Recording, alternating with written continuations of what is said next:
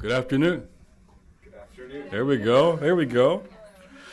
I was just remembering last fall, during this class, the climate change lecture day came on election day. Just turned out that way. And I remember making the comment that this perhaps is one of the biggest issues for our future, and it wasn't ever talked about during the election campaign. So I'll make that point again. It wasn't an election year issue last time, but it's a pretty big question we have today and next week. Mitch Hitchcox of the Evangelical Environmental Network will be here next week, which will be fun to hear from him. Let me start with my younger son, Jack, is now 10 years old. But when he was about 7 or 8, one night I was putting him to bed and I said, "You need a shower." So I went into the bathroom and turned the water on. And then he forgot that he had to take care of some other business first. So he began to take care of that, and the water was still on. He took longer than I was expecting. And before long, here's what he said: "Dad, it's the day after, the day after, the day after, the day after, the day after Earth Day, and you are wasting water." So part of the answer here is a generational one. My two sons are they don't have to be persuaded or convinced that we have environmental issues. And we'll talk about how that generational change is an opportunity, but also there's a problem we have with that. So, climate change, the environment, stewardship, all of that big issue. Years ago, I'd say 15 years ago, I remember a time in Washington where Rabbi David Saperstein and I were asked to address the leaders of all the environmental groups. I'm not sure why, but they asked two religious leaders to come and talk to them. So we did. And I remember David's a dear friend, we said to the group, "Now, we know that many of you are not necessarily people of faith. In fact, in the room, there was only one of those leaders who was overtly out as a person of faith. The rest were not." We said, "We know that many of you are not necessarily people of faith, but we want to thank you for doing the Lord's work." That was our opening line to them. And they seemed to appreciate that. This last week in Washington, D.C., I went to a gathering called Echo America. You could check out their website, Echo America. They're a whole new, broad, big coalition on climate, and they've got enormous funding. And they have created circles, spheres of sectors, business sector, and a faith sector, a whole circle of faith-based organizations that deal with climate. And they're doing a lot of pretty astounding research. I spent the whole morning hearing and seeing what they were doing. Science, business, all kinds of vocational sectors, trying to change the conversation in the country about climate. The faith circle, I was in this larger circle of environmentalists and business people, but there's a faith circle, and they've just come up with a name called Blessed Hope. So I'm going to suggest to you this morning there are three big changes in the issue of the earth, the environment, the creation, however you want to describe it. Three big changes, and here they are. First, I'll call it a religious change. There is a new role of faith communities now deeply engaged on this issue, which wasn't the case even a fairly short time ago. Even evangelicals, and I'll talk some more about some very new research we've just done on evangelicals and the environment, which I find very interesting. So, a religious change. Two, there's an issue change. you might say, an issue refocus, which is the integration of environmental agendas about the earth with the human agendas, especially concern for poor and vulnerable people. And a number of you mentioned that in your reflections on the readings. That broader view that focuses on what happens to those who are most in jeopardy, most on the edge, most vulnerable, is really a refocus, an issue change, I think, in many ways. Third, I'm calling it a generational change. It includes my two boys, 10 and 15, and also all of you. Now, it's good news in that I hardly hear the sort of, the climate change denier argument when I talk to millennials. I hardly hear that at all. And my boys, when they heard there was that out there, they just kept shaking their head. Dad, are they serious? However, here's the problem. While we have a generational shift, we have really on climate a closing window. For those of you who know this issue, who have studied this issue, or seen Al Gore's slideshows or any of that stuff, even the alarmists, what they thought could happen, the sort of worst case scenarios of how fast this would happen, it's happening faster than even 5 years ago, the worst case scenarios. So we have a declining window in which we have to do something about climate change. So generationally, well, Washington, D.C., as I mentioned, in an election year doesn't even talk about it. Generationally, we're really moving in all the right directions, but we're really shrinking this window here. And I mentioned that with Echo America, and I don't have the answer to that. So I hope we can, in our conversation, deal with that question. Let me try to break these three changes out: religious change, the issue change, and generational change. Now, I know that when I assign you all something to read, you always read every word probably 2 or 3 times before you go to bed. So I'm going to, though, emphasize just the first page of this, what I'm calling the original story. The original story. So just listen to this for a few moments.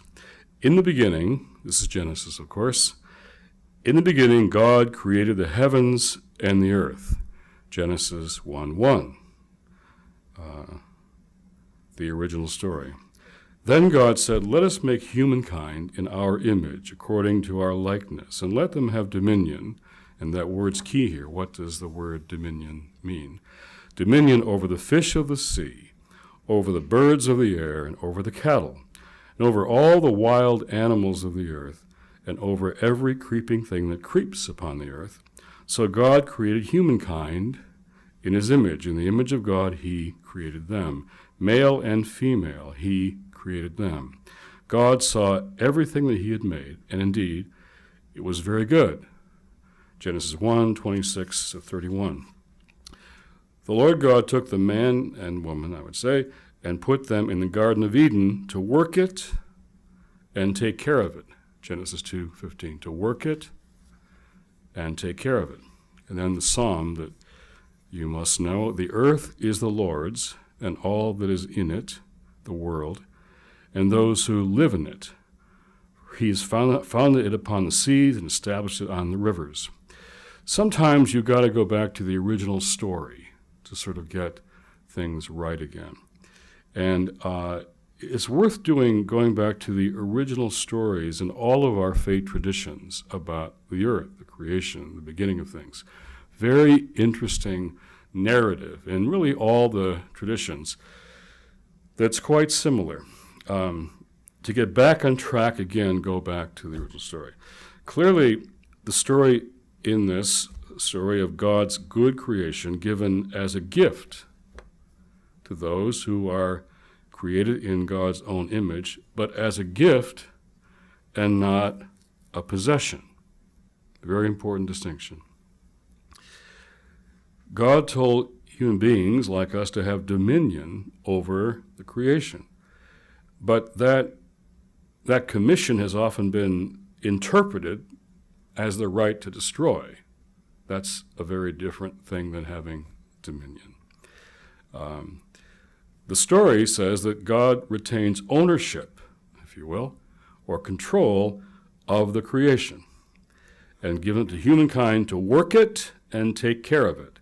Now, the Message translation puts it like this: we are to be responsible for fish in the sea and birds in the air, for every living thing that moves on the face of the earth. So, partly here I want to start with how good theology always clarifies who God is and who we are, and the difference between the two. The earth is the Lord's, the psalmist says, but humans have sought to take the place of God as the owners of the creation and really no longer a part of it. And the dictionary definition of the word stewardship is the careful and responsible management of something entrusted to one's care. The issue, you could say here, is really right worship. Right worship. What does it mean to worship God? And environmental irresponsibility of human beings can be called really idolatry, taking the place of God. God's place, taking it as if we own, we control, and we can use however we'd like to use. That's really not just bad environmentalism, that's bad worship, false worship, if we take this story seriously. Human arrogance and short-sightedness is really bad worship for those who indeed are people of faith. Now,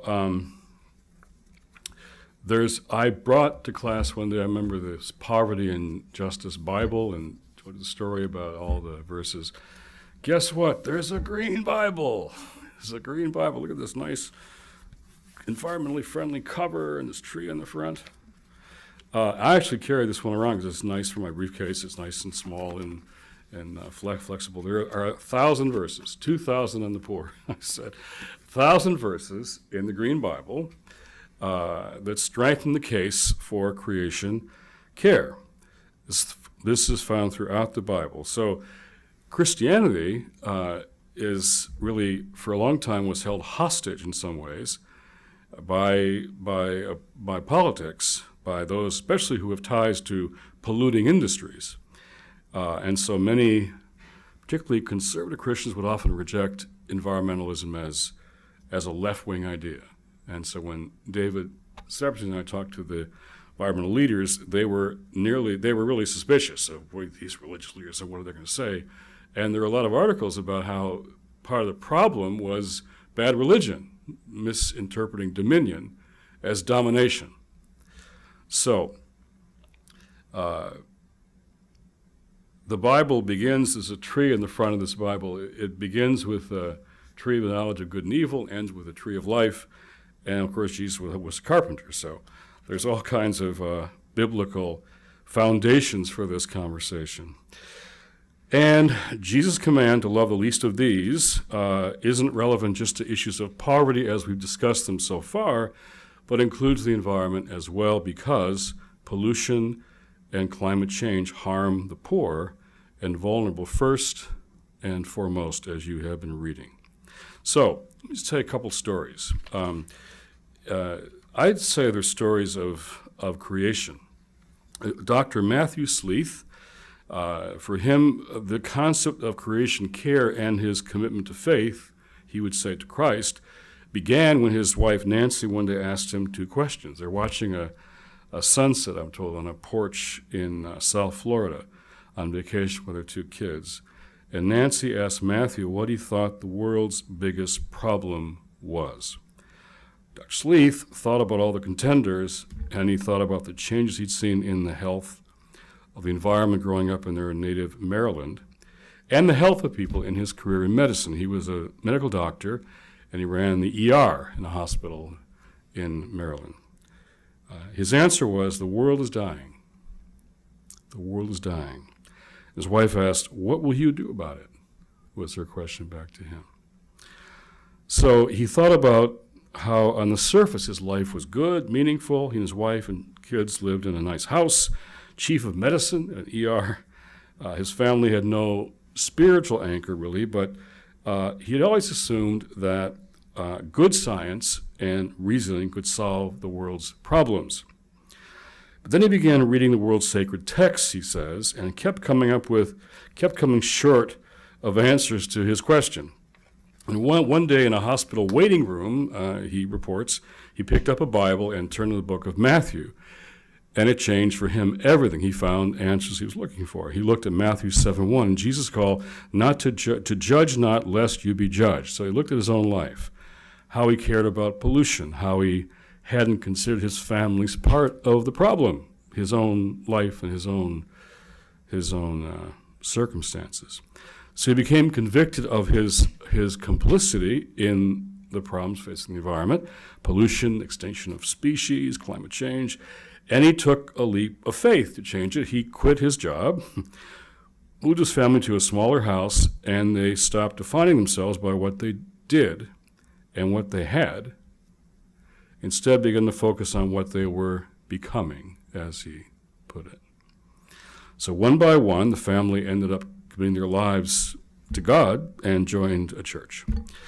Reading the Bible taught him, he says, that creation care is at the very core of our Christian walk, the very core of it.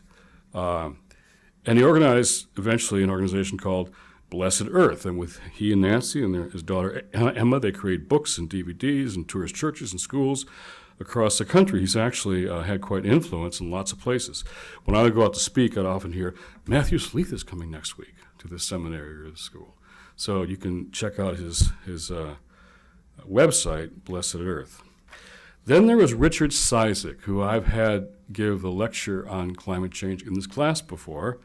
He was the vice president of governmental relations at the National Association of Evangelicals, where he worked for 28 years, and I knew him the whole time, and he was really sort of a kind of a government relations guy that, did his job and never got in any trouble by anything at all.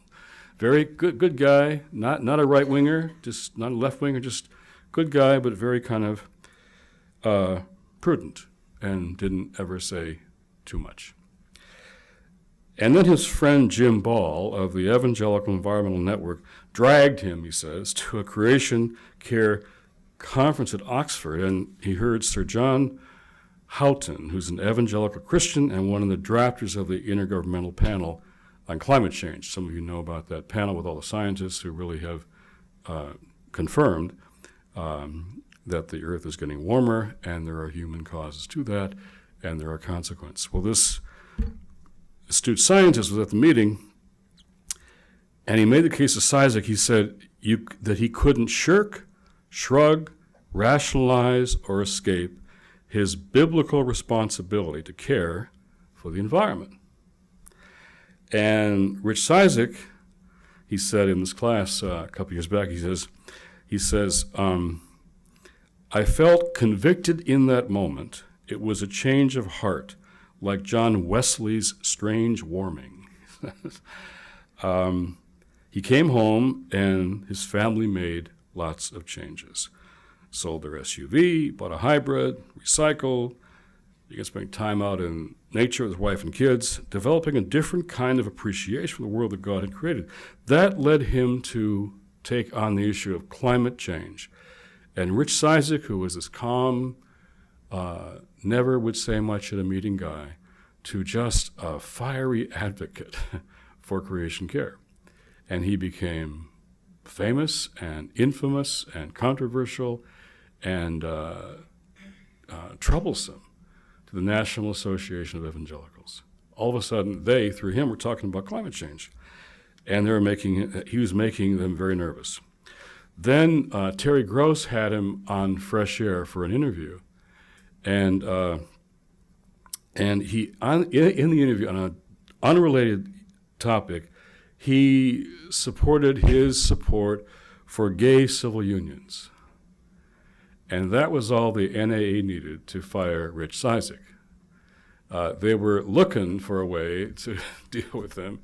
And when he came out, this is a few years ago, for gay civil unions, which now is a more conservative stance, when he came out for that, he was fired. But here's how Rich puts it. Before his ouster, he says, He feared that he'd fail to be obedient to the command that God had given me and my role here in Washington.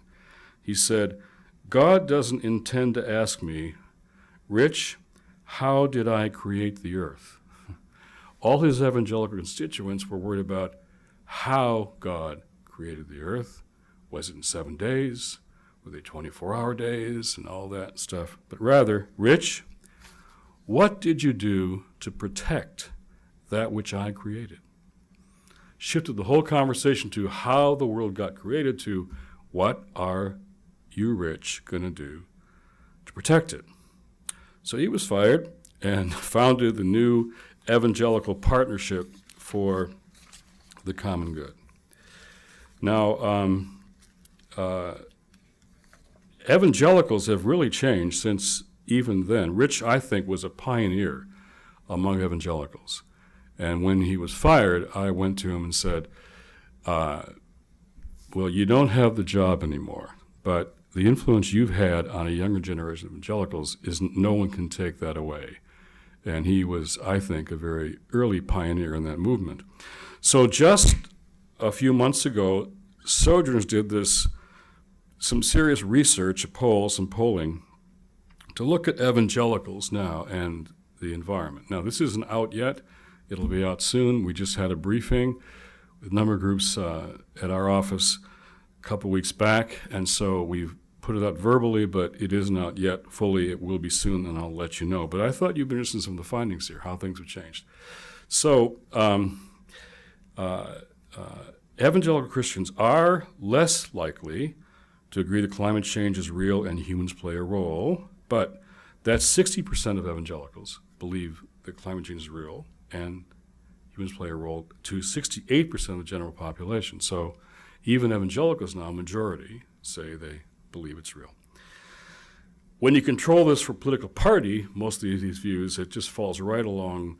Like 90-some% of Democrats believe in climate change, about 70% of independents, about 52% of Republicans. So it really falls out along those lines. But what's interesting is evangelical Republicans are more likely to believe that climate change is real than non-evangelical Republicans. So their evangelical faith actually heightens their awareness and makes them more concerned than less.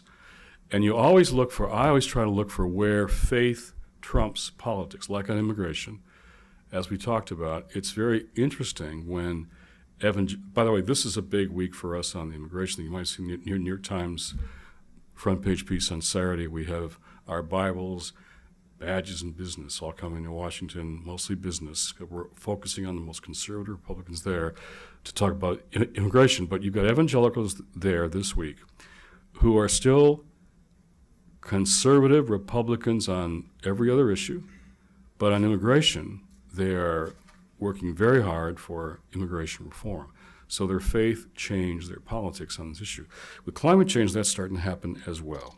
Now, younger evangelicals, as you could probably imagine, are far more receptive to climate science than older evangelicals. That's a significant change in those numbers. So of the 4 Bible verses tested, we're testing Bible verses here, the most popular among evangelicals in order were Psalm 24, the earth is the Lord's and all that is in it, the world and those who live in it, and Isaiah 25:56, which I had forgotten this one. This was interesting. Isaiah says, the earth lies polluted under its inhabitants. They have transgressed laws, violated the statutes, broken the everlasting covenant. Therefore, a curse devours the earth, and its inhabitants suffer for their guilt. Pretty powerful Isaiah text that might relate to what we're seeing now. Of the 10 arguments in favor of addressing climate change, the 3 most popular among evangelicals are these. Number 1, we have a moral duty to take care of creation and preserve it for future generations. 2, 97%, that's what the panel suggests, of climate scientists agree that climate change is happening and humans are primarily responsible. and it will keep getting worse if nothing gets better. Now, so that says that evangelicals do believe that climate science is real. And that panel I mentioned earlier, 97% of scientists now agree that climate change is real, and humans, our behavior is part of the reason why. And 3, we have an obligation to care for the least of these, those who suffer from food scarcity, from droughts, flooding, increased diseases caused by climate change. So more and more evangelicals are really coming into this place where they care about climate as an issue of faith. It's interesting, though, the moral issue is the first response that's the strongest, more than science. It's first the moral issue, the faith issue, what's right issue, and science comes right after that. I love this quote by Francis Collins. As you know, as the head of National Institute of Health. He's an evangelical Christian, actually. But he says, one of my greatest heartaches is that at the present time, serious believers who believe that they have to defend a literal interpretation of Genesis in order to defend their faith find themselves contradicting facts that God Almighty has given us the ability to discover, like the Genome Project, which he discovered himself. John Muir, founder of the Sierra Club, I found this quote. John Muir grew up a Christian, apparently, but I didn't know, often talked about faith and God, and here's what he said. I'm sitting here in a little shanty made of sugar pine this Sabbath evening. I have not been at church a single time since leaving home. Yet this glorious valley might well be called a church, for every lover of the great Creator who comes within the broad, overwhelming influences of this place, fails not to worship as they never did before.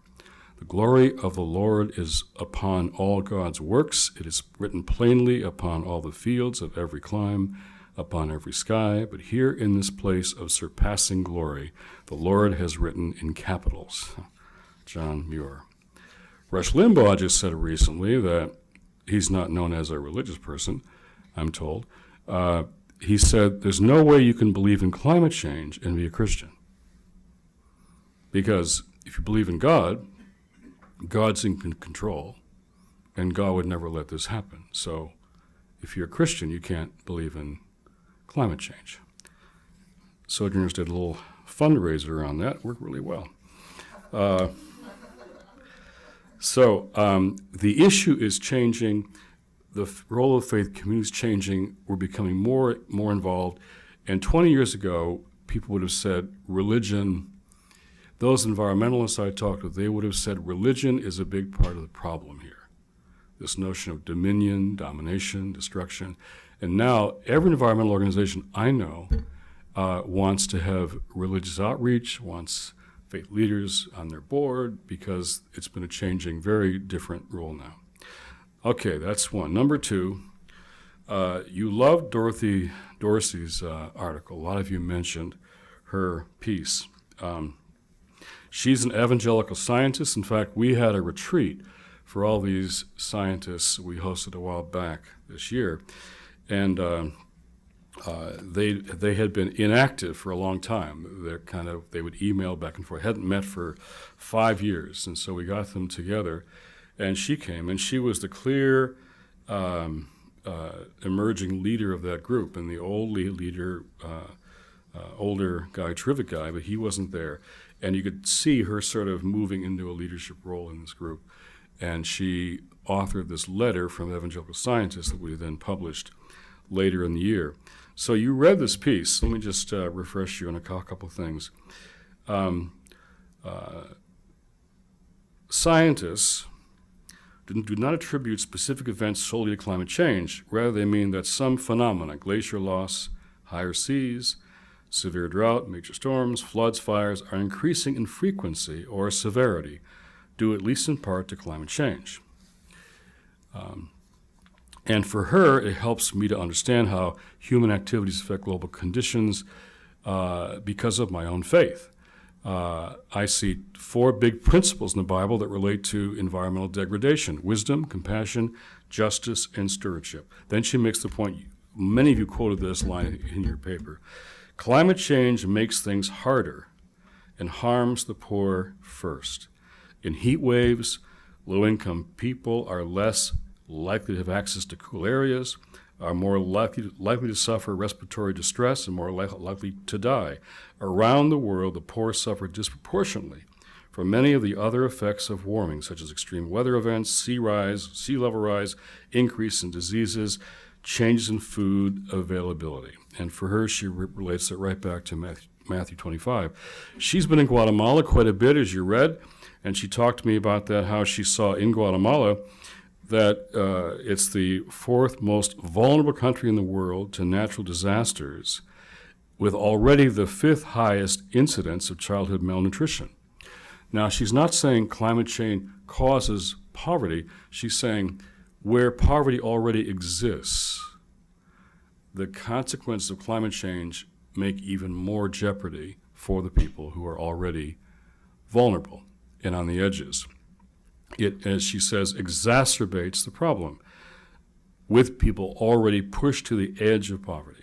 And for her, that's a matter of faith. Now, the line here that I think is most telling is justice is flouted when individuals who engage in an activity are not the ones bearing the brunt of the cost. What I'd put that is the people who contribute most to climate change are the ones who suffer the least. And the people who contribute least to climate change, least responsible for it, are the ones who suffer the most. So affluent countries are clearly more responsible for creating climate change, and yet we are more protected by our affluence than countries where there is much less impact on releasing CO2 gases and all the rest, and yet those people suffer the most. Now that is a fundamental moral contradiction that has motivated a lot of organizations to take responsibility. Now we had this conference also, and we had, I'd say, 3 or 4, maybe 60 people, 3 or 4 organizations of the maybe 20 who were there would call themselves environmental justice organizations. How many of you heard that term, environmental justice?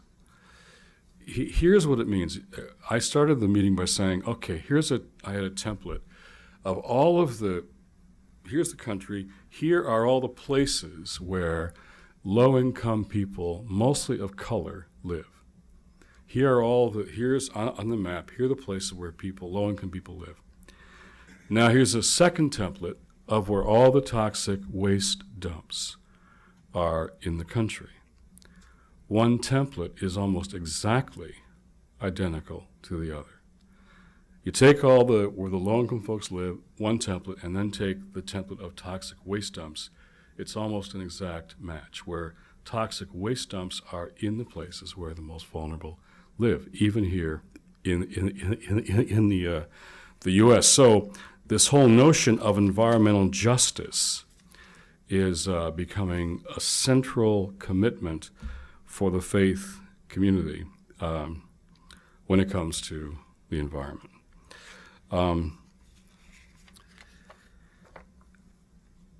This topic of climate change is not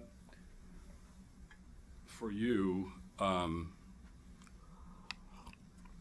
just another issue like religious liberty might be, or other things that are important, but this is bound to impact you and your children and their children more than many of the other issues on the political agenda.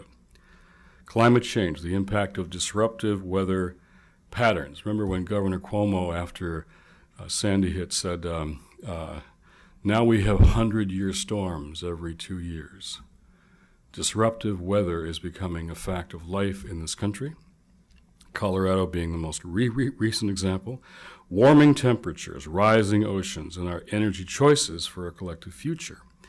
And the fact that it wasn't a campaign issue and isn't even being discussed seriously in Washington is one of the examples of the true state of our dysfunctional politics in this city. this capital city. And so what does it mean to live with a 100-year flood every 2 years, as Governor Cuomo said? If 97% of scientists say that climate change and global warming are real and that it has human consequences, and when the deniers say that some scientists don't agree with that, it's like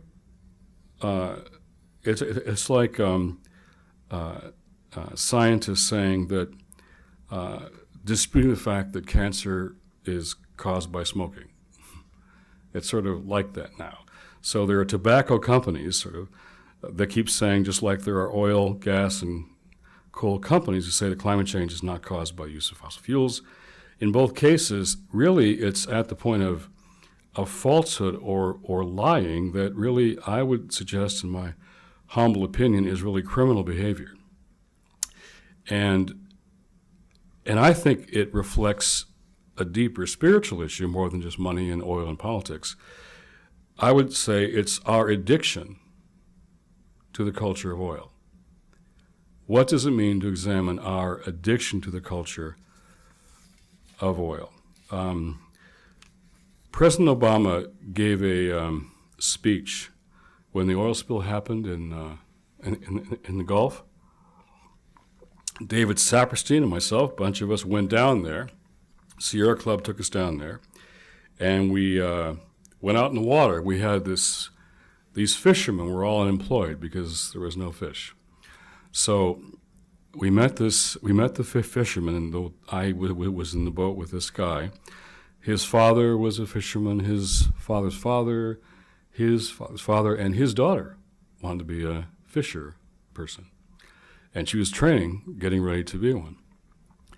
But the fishing stopped because of the oil everywhere, and he took us out on his boat. He had nothing else to do, so he took us out on his boat. CNN was on the boat filming this whole thing. And I was struck by a couple things. First of all, in the morning, very early, it is just utterly beautiful on that Gulf when you start out in the morning. The sun and the water, it's really just beautiful. And he says it's different every day, just because of the weather and the sun and the sky. And you could see why he just loves his work. This is not doing the same thing every day. It's a different sea, a different sky. It's just gorgeous, and you wake up and it just brings you to life. But the more we went out, I heard him say, "Can you smell it?" And being a city boy, I couldn't for quite a while. But he could, you could tell right away. "Could you smell it?" And then we smelled it.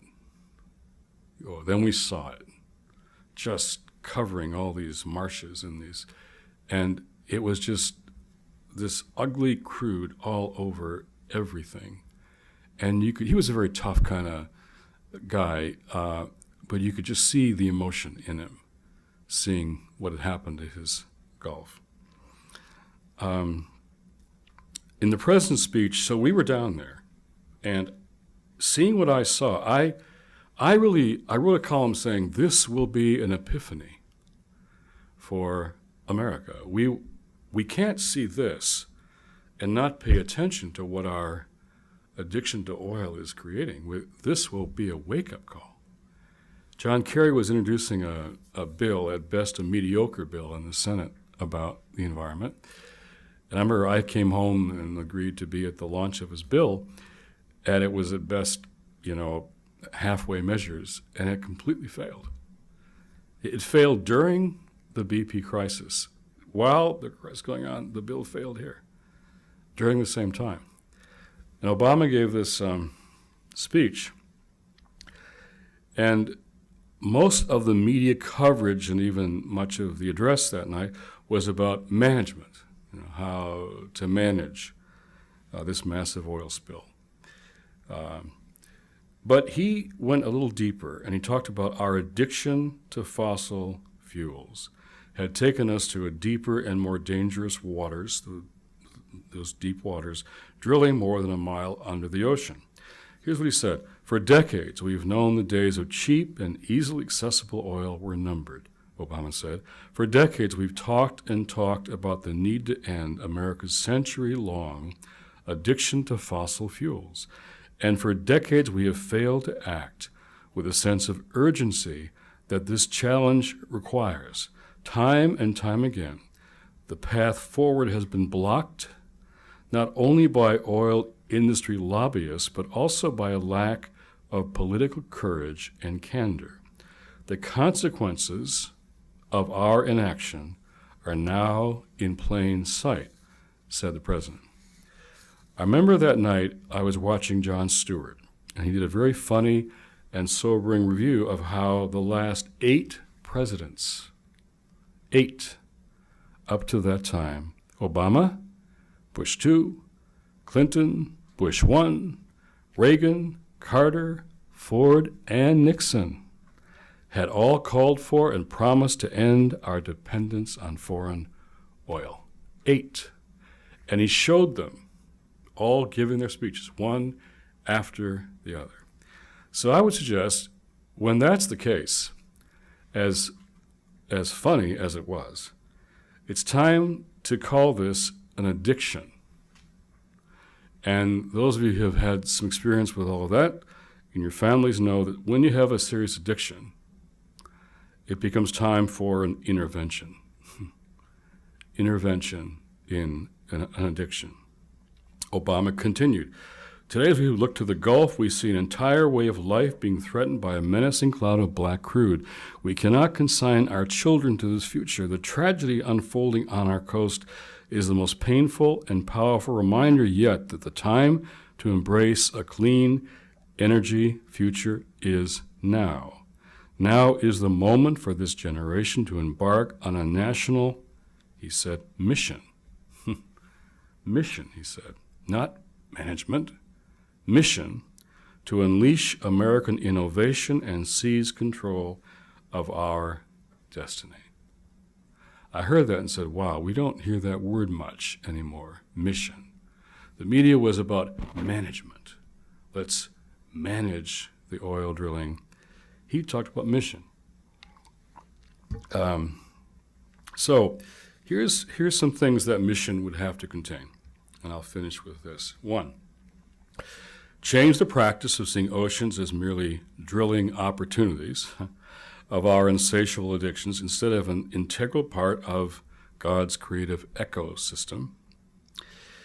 Change an economic ethic based on growth at any cost to one governed by the ethics of sustainability. You read in this Recovering Values book, this chapter that I call the 7th generation ethic. Now, where that comes from is, and I've been using this in business schools, quarterly profit and loss statements by big corporations, how we define success, measure success, is one way of doing it.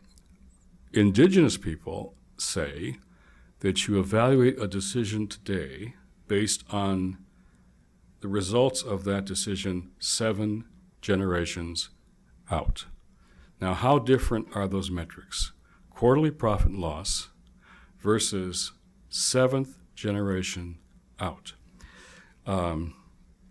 That's a whole different ethic of sustainability as opposed to the ethic of endless growth. What does it mean to hold our corporate greed and recklessness? BP was utterly reckless in what they did. Hold them accountable to the common good. How do we change that where we have the regulation of industry going from this cozy relationship of political appointees looking for future work in the industries they are regulating? It happens all the time. A very cozy back and forth, in and out, two-way street. And what about changing the vocational trajectory of millions of our poorest youth from flipping burgers to retrofitting a society for a clean energy future? Now, I'm for the service workers forming unions and Walmart asking for a higher wage, all of that. But the future of young people can't be just making more money for flipping hamburgers.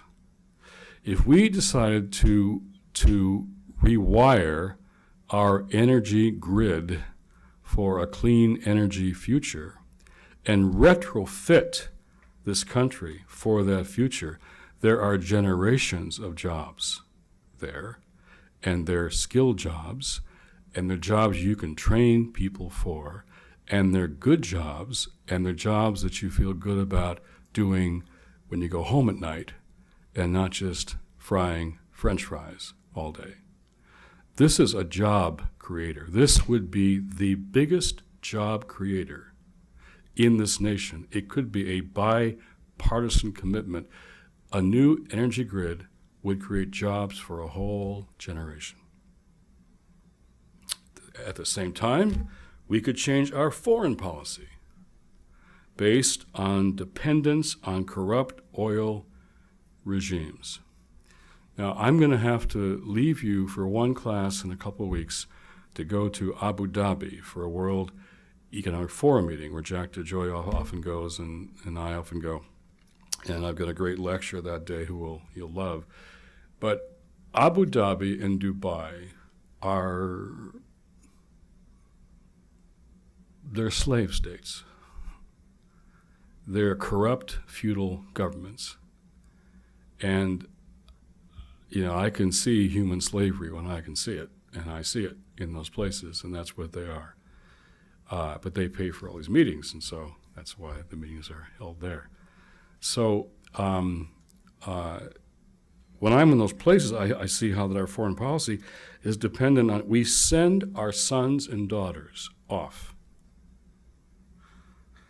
to fight and die for this crude product. We don't send them to Rwanda to stop genocide, or Darfur, or the Congo to save lives, because there's no oil there. Look at where we send them, time and time and time again, to fight and die for what must be called an addiction, for fueling and paying for the violent terrorism that is eventually used against us. The mission would have to change that. It would have to change the political will to overcome entrenched, special, selfish interests in Washington, D.C., and change the Matthew Sleeth story and the Rich Cizik story and my story and your story, I'm sure, too. Change a culture, not just politics, change a culture to find new ways of living, thinking, working, transporting, even measuring success. How do we change the way we live, think, work, and transport our success? I have a goddaughter who works in Detroit for Lutheran Voluntary Services, and she's doing urban gardening. And we were talking one day about it, and it's very powerful what they're doing. And I said, this is an amazing, powerful, symbolic thing that you're doing. She said, symbolic? What do you mean symbolic? If we cultivated half of the vacant land in my hometown of Detroit, half of that land that's vacant, just cultivated that, it would provide, she told me, fruits and vegetables for 3/4 of the city of Detroit. Cultivate half of that vacant land, and you'll feed 3/4 of the city with local, healthy, organic food that creates work and builds community and doesn't need to be transported by oil all around the country. Local economies. It's not symbolic, she taught me. This is real. This is how you can change an economy. But that changes how we live, we work, that we don't, you can't get, kiwi fruit every day, maybe, You learn to live locally on what your region can do. Finally, to change the values, and I would suggest more than politics, the very spirituality. How do we not just rewire, and this is important, not just rewire the energy grid, which I'm all for. How do we rewire ourselves? Rewire ourselves, our desires, our demands, our expectations, our lifestyle for a cleaner and renewable energy future? And how do we convert the faith community to take a leadership role in that by its witness and advocacy? Now, I'm going to conclude by saying more than any other issue, we might get immigration reform this fall. We might get it.